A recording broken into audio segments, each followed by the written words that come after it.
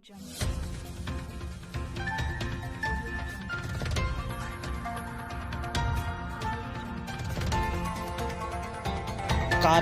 TV, हर पल आपके साथ। शाहपुर गांव के बाद अटकटा नजराना गांव में हुआ पूर्व मंत्री भगवत शरण गंगवार का जोरदार स्वागत। पूर्व मंत्री के साथ कई समर्थकों के बीच उनके साथ पहुंचे उनके पोते चेतन गंगवार उर्फ कन्हैया। जिला बरेली नवाबगंज के विधानसभा क्षेत्र के शाहपुर गांव में समाजवादी पार्टी द्वारा एक सभा का आयोजन किया गया, जिसमें शिरकत करने पहुंचे सपा पूर्व मंत्री भगवत शरण गंगवार का फूल मालाओं के साथ भव्य स्वागत किया गया। इस दौरान भगवत शरण गंगवार ने सभी लोगों का आभार व्यक्त करते हुए केंद्र व राज्य सरकार की नीतियों के खिलाफ जमकर हल्ला बोला।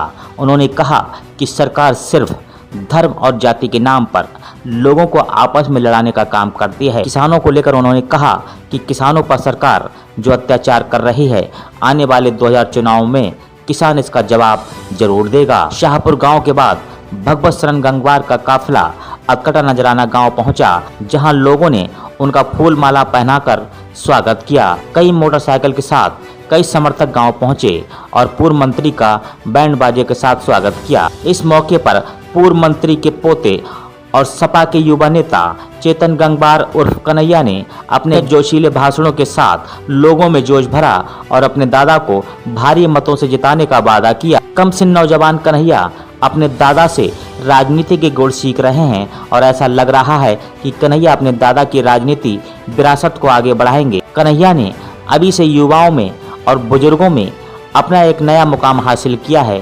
कन्हैया अपने दादा के साथ हमेशा साया बनकर उनके साथ लगे रहते हैं। जहां कन्हैया खड़े हो जाते हैं, वहां युवा उनके साथ प्रेम भाव के साथ खड़े नजर आते हैं। कन्हैया अपने दादा की तरह स्वभाव रखते हैं।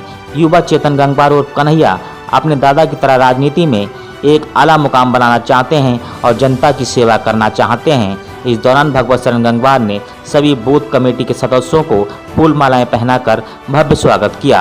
कार्यक्रम में सेतल नगर पंचायत चेयरमैन कंवर एजाज सानू, पूर्व ब्लॉक प्रमुख पुरुषोत्तम गंगवार, तेज प्रकाश गंगवार, विधानसभा अध्यक्ष अनिल गंगवार, नगर अध्यक्ष NA अंसारी, जिला पंचायत सदस्य नीलम गंगवार। कार्यक्रम में सपा कार्यकर्ताओं की ओर से लोगों के लिए भोजन का भी इंतजाम किया गया।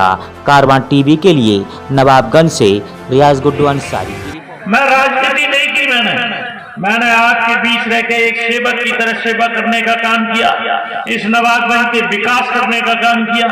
आप दुखी लोग मेरे पास आते थे, वो जिनकी कोई सुनने वाला नहीं था, उन लोगों को ये भी एहसास कराने का काम किया कि विधायक तुम्हारा भी है और तुम मन में घुटा मत करो, भगवत के पास आओ और भगवत आपके साथ कंधे से कंधा मिला के खड़ा रहेगा। हमेशा इस मन से काम किया और उसके पीछे एक कारण था। मैं राजनीति नहीं करना चाहता था अपने जीवन में। मैं ये बात सही है, कुछ समय के लिए राजनीति में आया 1987 में, 88 में प्रमुखी का चुनाव लड़ा, हार गया मैं, बहुत द्वंद था। मैं भी भारतीय जनता पार्टी में था। संतोष गंगवार टीकाराम गंगवार को लड़ा रहे थे, बलदेव राज सूरी जी मुझे लड़ा रहे थे। न बलदेव राज सूरी का प्रत्याशी मैं जीता और न संतोष गंगवार के टीकाराम जी जीते श्री बेचेलाल गंगवार।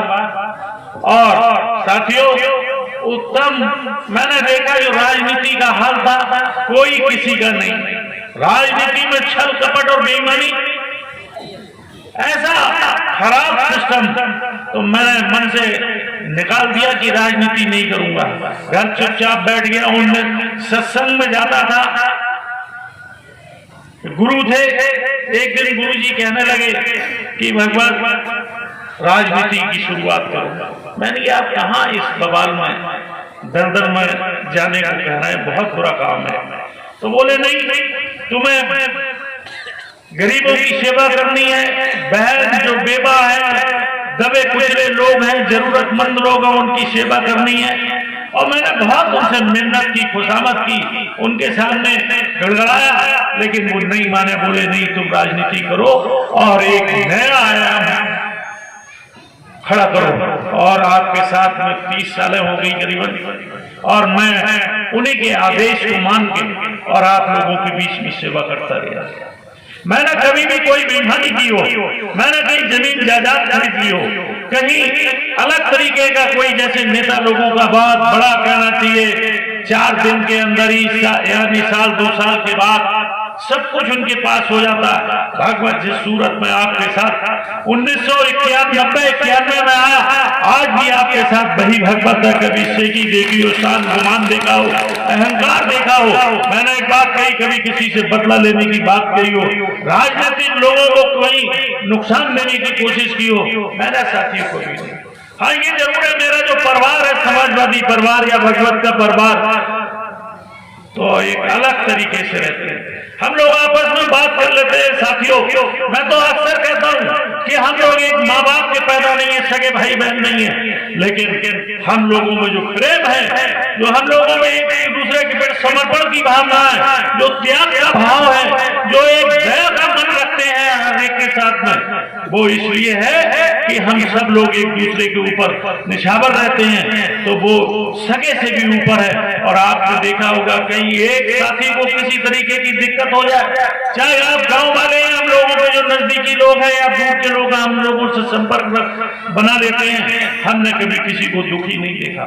हमारे पास कोई दुखी मन से आया तो उसे सुखी करके भेजने का काम आपके सेवक ने भगवत ने किया है हमेशा।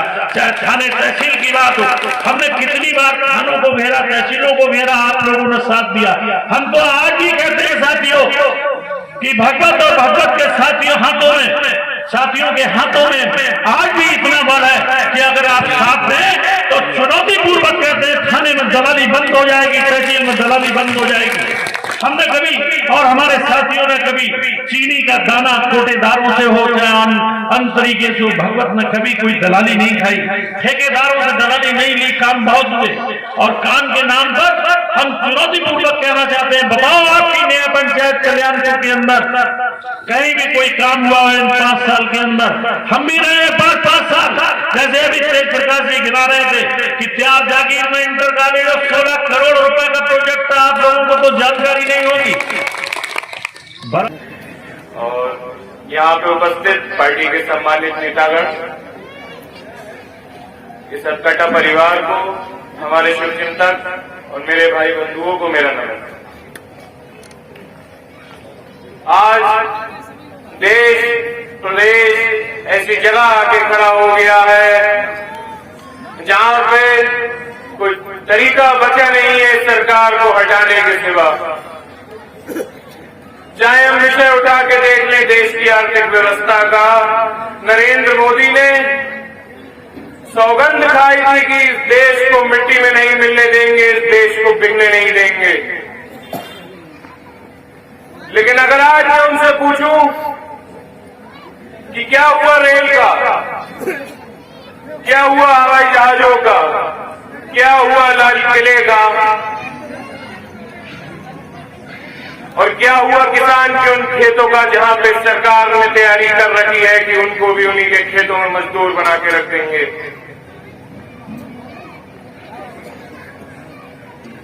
वहीं बात उठा के देखे जाए छात्रों की, जिस देश में छात्रों पे लाठी चले, धिक्कार ऐसी सरकार पे, धिक्कार ऐसे शासन पे।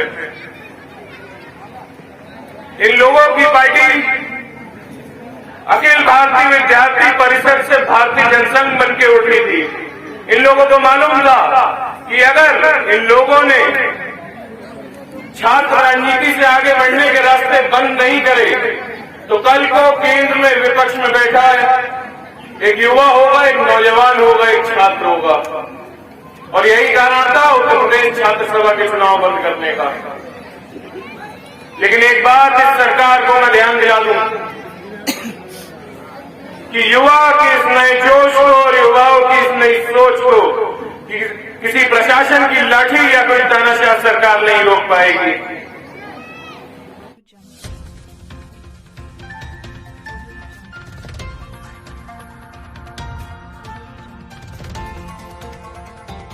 कारवां टीवी, हर पल आपके साथ।